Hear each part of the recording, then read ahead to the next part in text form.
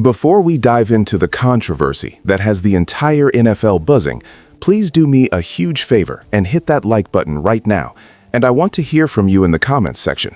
Drop your name and let me know exactly what city you are representing the Seahawks from today, so we can see just how far the 12s are reaching across the globe.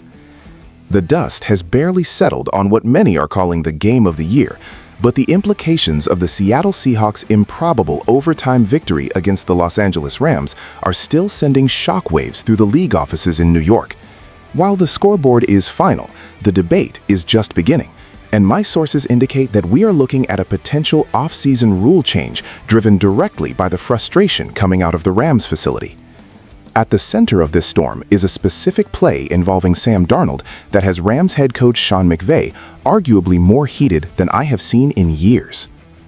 I have been told by those familiar with the situation that McVay is not just disappointed with the loss, he is actively campaigning for a modification to the NFL rulebook regarding how fumbles can be advanced. The situation stems from that chaotic fourth-quarter sequence where a review overturned an incomplete pass ruling, changing it to a fumble, specifically a backward pass or lateral by Sam Darnold. Because the ball traveled backward, Seattle running back Zach Charbonnet was legally allowed to recover it in the end zone for a critical two-point conversion that tied the game at 30.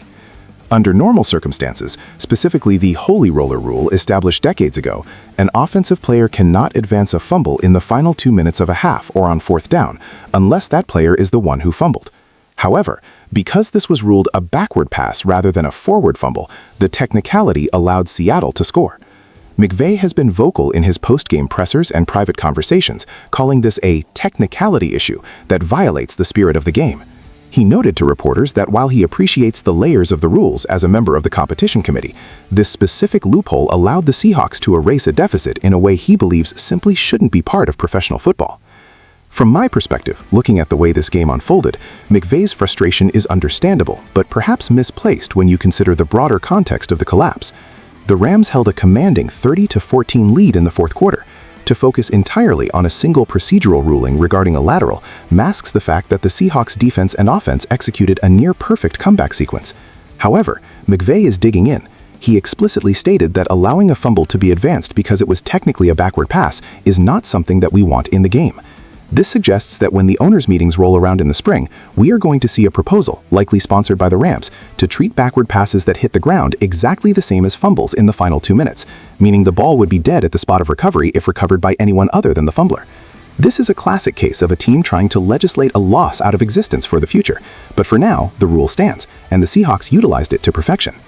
Beyond the controversy of the Sam Darnold lateral, the real story here is the strategic brilliance and aggression of Seahawks head coach Mike Macdonald. While McVay is focused on the rulebook, Macdonald is focused on the analytics of winning. I've spoken to sources inside the Seahawks building who emphasize that the decision to go for 2 in overtime, the second two-point conversion of the night, was not a spur-of-the-moment gamble, but a calculated pre-planned strategy. Macdonald revealed in his interviews this week that the coaching staff had discussed the scenario heading into that final drive. The logic was crystal clear. If you kick the extra point to tie, you are subjecting yourself to the coin toss, the potential for a 3-and-out, and the risk of never seeing the ball again. By going for 2, Macdonald believed they could tilt the scales in their favor. He noted that the analytics provided an over 50% chance of winning the game right there on the spot, versus the lower probability of winning a prolonged overtime period. This mentality is exactly what has transformed the Seahawks into the 12-3 powerhouse we are seeing right now. The ramifications of this victory cannot be overstated. By securing this win, the Seahawks haven't just frustrated a division rival, they have fundamentally altered the NFC playoff picture. Seattle now holds a 1-game lead over the Rams in the NFC West, but more importantly, they are currently sitting in the driver's seat for the #1 overall seed in the NFC. According to the latest computer models from The Athletic, Seattle's chances of winning the division have spiked to 54%, and they now hold a 52% probability of securing that coveted first-round bye and home field advantage throughout the playoffs. For a team that thrives on the energy of the 12s at Lumen Field, that advantage is statistically more valuable to Seattle than almost any other franchise in the league. If the road to the Super Bowl goes through the Pacific Northwest, the rest of the conference is in serious trouble. What is particularly fascinating to me is the psychological toll this game has taken on Los Angeles.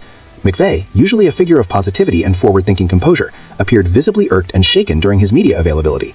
Blowing a 16-point fourth-quarter lead is devastating enough, but losing on a play that you believe shouldn't legally exist adds a layer of bitterness that can linger in a locker room. While the Rams are complaining about the officiating mechanics, the Seahawks are celebrating resilience. Zach Charbonnet's alertness to recover that ball in the end zone, despite the initial whistle or confusion, speaks to a team that plays to the echo of the whistle. While the Rams stood around hoping for an incompletion ruling, the Seahawks were playing football.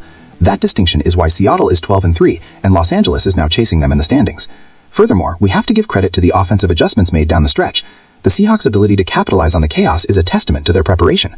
When you look at the tape, the comeback wasn't just luck. It was a series of high-leverage executions. The decision to go for 2 in overtime effectively ended the game before the Rams' offense could even touch the field again. This is the new DNA of the Seahawks under McDonald: aggressive, data-driven, and unrelenting. They aren't playing not to lose. They are playing to win regulation or end it immediately in overtime. That specific philosophy is what separates the contenders from the pretenders in late December. While McVay worries about the competition committee, McDonald is worrying about securing the top seat. Looking ahead to the final 2 weeks of the season, the Seahawks control their own destiny. If they win out, the NFC road runs through Seattle. The controversy surrounding the fumble advancement rule will likely dominate the headlines on national sports talk radio, but inside the VMAC, the focus is entirely on maintaining this momentum.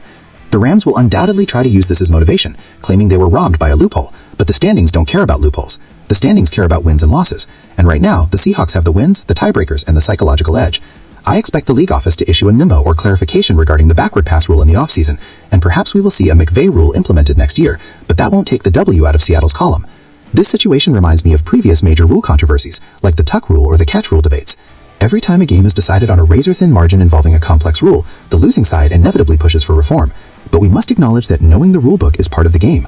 The Seahawks knew that a backward pass is a live ball. The Rams hesitated.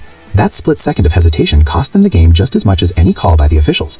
As we move closer to the playoffs, this 12-3 Seahawks team looks incredibly dangerous, not just because of their talent, but because they are finding ways to win games that statistically they should have lost. That is the mark of a championship-caliber squad. I want to know where you stand on this controversy. Do you think Sean McVay has a legitimate gripe and the rule should be changed to ban advancing backward passes in the final 2 minutes? Or was this just a brilliant heads-up play by the Seahawks, and the Rams are just sore losers? Let me know your thoughts in the comments below.